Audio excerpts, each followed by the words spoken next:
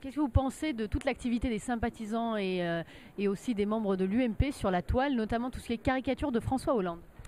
Écoutez, moi j'ai dit à l'ensemble de nos amis de l'UMP que la toile c'était la liberté, dès lors qu'on ne dépassait pas certaines limites naturellement. Et c'est vrai que je souhaite vraiment que ce soit un lieu d'expression libre où on y met de l'humour, on y met de la critique, on peut y mettre parfois de la caricature, mais je crois que c'est important aussi que ce soit le lieu de la liberté d'expression. Et beaucoup des sympathisants ou des militants de l'UMP, c'est aussi des gens qui ont vocation demain à être des acteurs politiques. Est-ce que vous êtes en lien avec des blogueurs? Est-ce que vous suivez un petit peu personnellement? Vous vous informez sur la toile peut-être? Oui, un peu, oui, un peu, pas trop. Parce qu'en même temps, après, on devient prisonnier de ça, on passe sa vie sur son écran, et la vraie vie, c'est pas ça. Est-ce que vous avez des choses qui vous ont fait rire sur François Hollande, notamment sur la toile, peut-être des caricatures?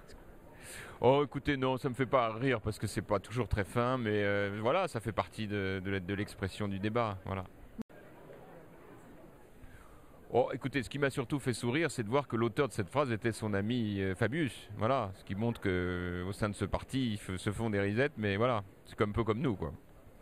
Et est-ce qu'il y a il y a une vraie stratégie de l'UMP quand même sur la toile depuis juin, depuis l'entrée dans l'opposition? Oui, bien sûr. La vraie stratégie, je l'ai d'ailleurs définie avec mes amis, elle consiste à une omniprésence, à une très grande vigilance, à une capacité de réactivité, offensive quand on doit l'être, et puis très réactif quand on est nous-mêmes attaqués.